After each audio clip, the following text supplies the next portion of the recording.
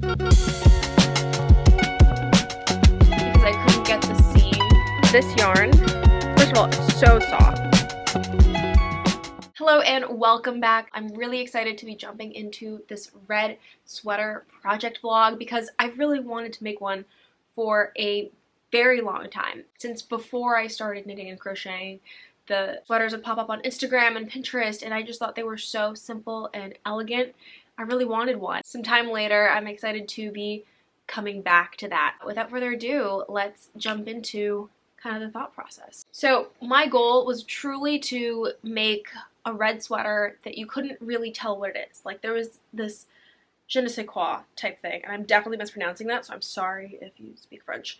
But just something beautiful that catches your eye and that just brings this intrigue. You can't really tell it's crochet, like you can't see the like double crochets or whatever.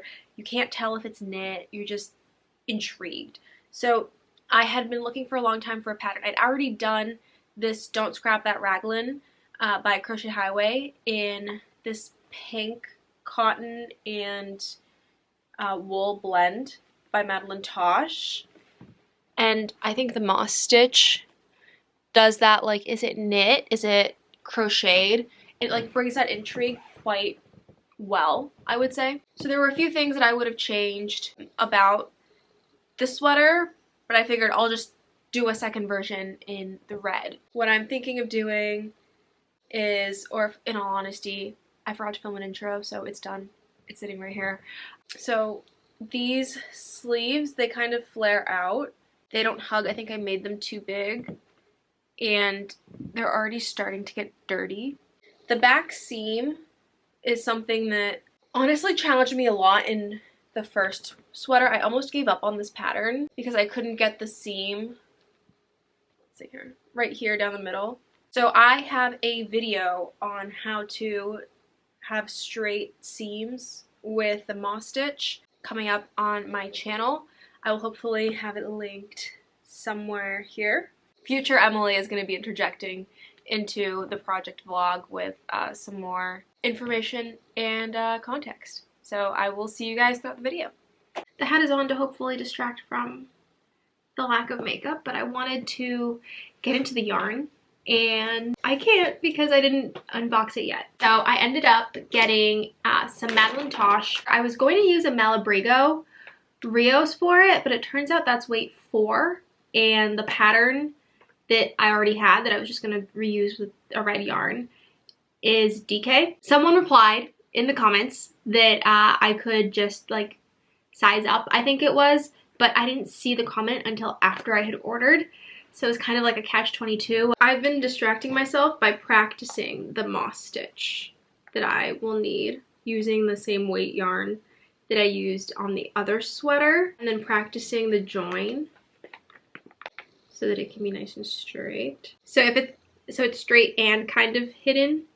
That's like what the other side looks like, and that's the join. So I'm a little nervous. Sweater. Oh my goodness. Remember, did I get Tarte or did I get Blood Runs Cold? Here they are. So I'm excited to not have like huge variations in color. Which one did I do? I did Blood Runs Cold.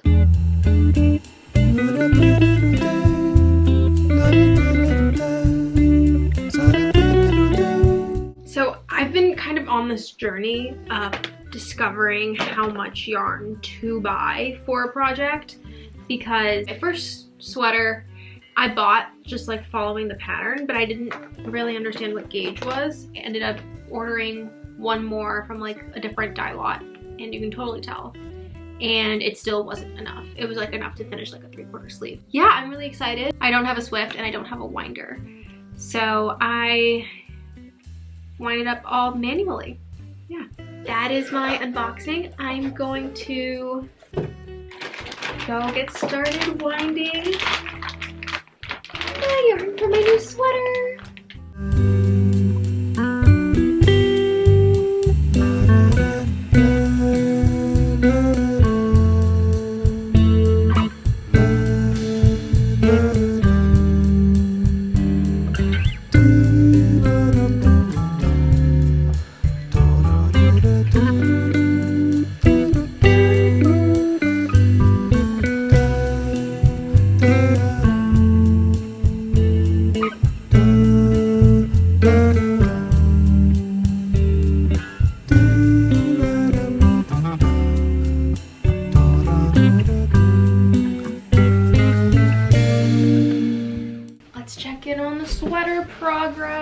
Oh my gosh, it's such a vibrant, bright red. On camera too, look at that. So unlike the other sweater that I did where I followed the pattern where you finish the body and then you go to sleeve island, I decided to do a few more rounds right before you separate for the sleeves.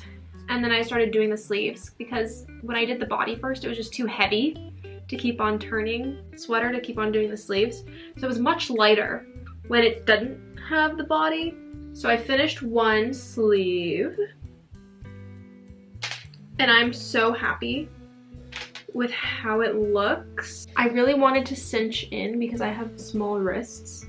So I wanted to really cinch in the cuff instead of using a 5mm hook. So this one uses a 6mm hook, this part. The pattern says to use a 5mm hook, and in this one I used a 4mm hook.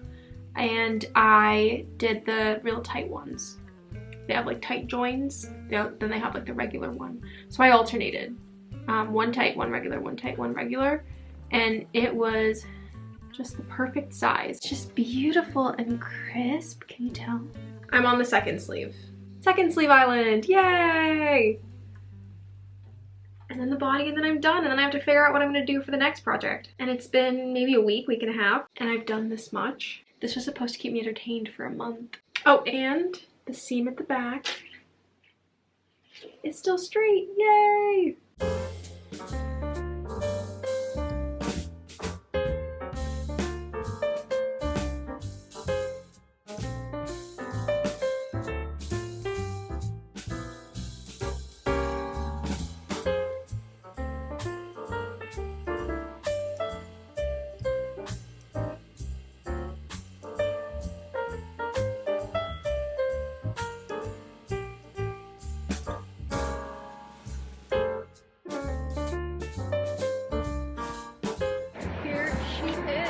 I'm so excited.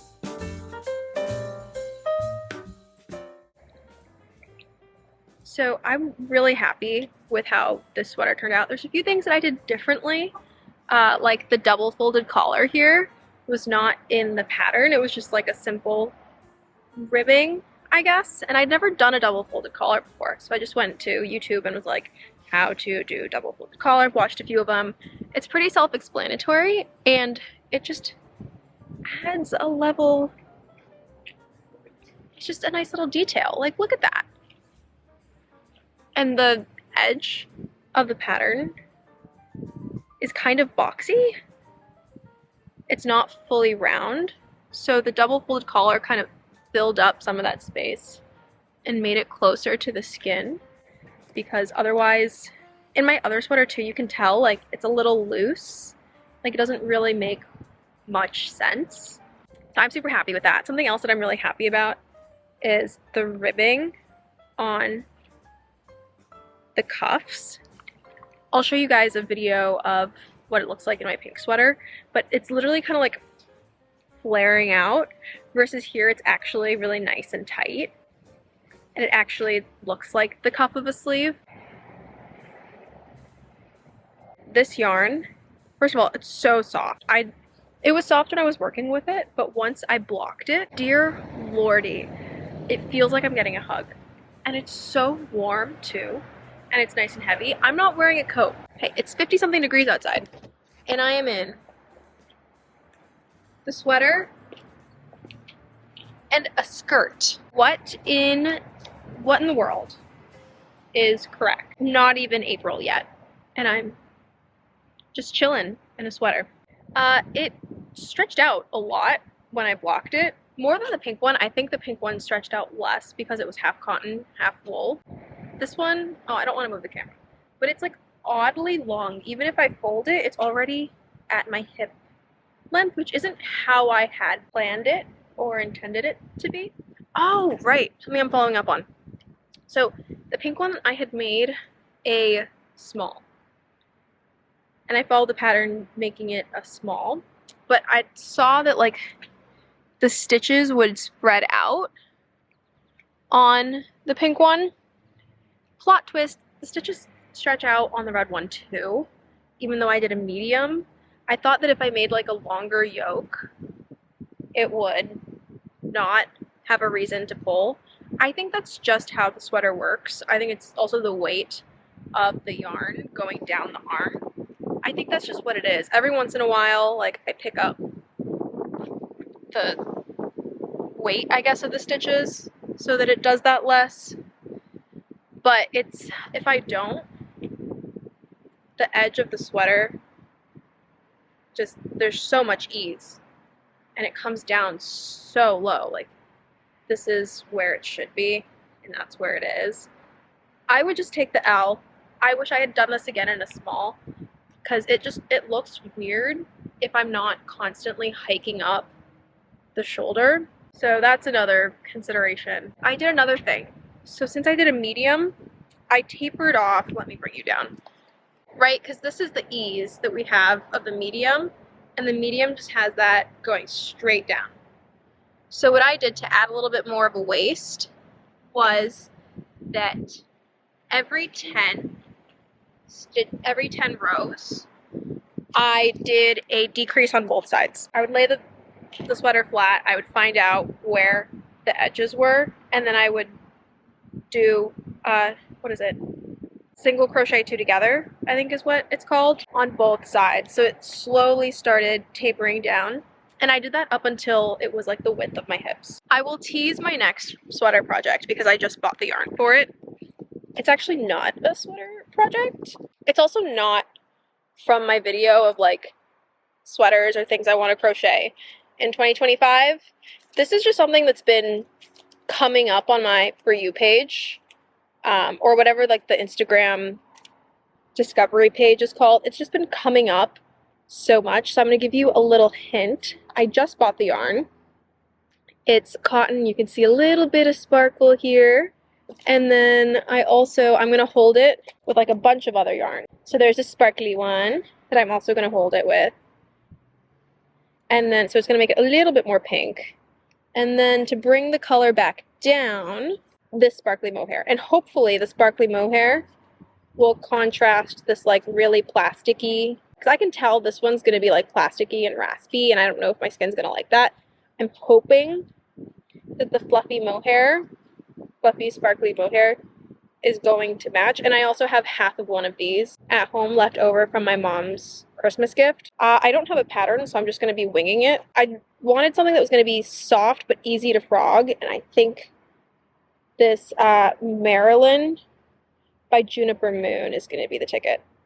So we'll see how it goes. Okay, now that you guys have seen the beautiful red and the skeins, I can talk about the difference that I alluded to a little bit earlier of choosing the yarn to do this project. This is Madeline Tosh, like I just said, 100% wool. It's their DK. I think it's Blood Runs Cold. It's heavier than the version did in cotton. Now I did do a medium, so that could account for the difference in yarn. I bought 7 skeins of each of these. This is Madeline Tosh, cotton and wool, so 50-50. For the small, I did use only 6 of the 7 skeins. For the medium, I just nearly dipped into the 7th skein. So if you are doing the Don't Scrap That Raglan pattern with just one color, you can get away with buying 6 skeins of the Madeline Tosh for doing a small. I was very happy with this sweater up until I made the red one. If I'm being honest with you, I want to live in this sweater. I want to wear it every single day. When I first made it, there were weeks where I would wear it 3 times a week, maybe even 4. Not even for the whole day. I would just get home and want to put it on because it's that comfy, which is insane. Because I have another 100% wool Madeline Tosh sweater, and it just doesn't, it's not as soft, it's not as nice as this one. You will not regret it. You will not regret making this sweater, I will say. Now we've truly reached the end of the video. Thank you so much for watching. I am so happy with my red sweater. It's everything that I had hoped for out of a red sweater and more. I do truly just want to snuggle in it with it. It's just, the splurge is well worth it, I will say. So go forth, enjoy your Scrap That Raglan if you're gonna make one. And if you're on the fence about it, you should do it. But yeah, I hope to see you guys in our next crochet video. If you have any suggestions of patterns that have that, like je ne sais quoi, you can't tell if it's knit or it's crochet, or if it's crochet but it doesn't look crocheted like to the naked eye, like at first glance. I would love to learn that. So let a girl know.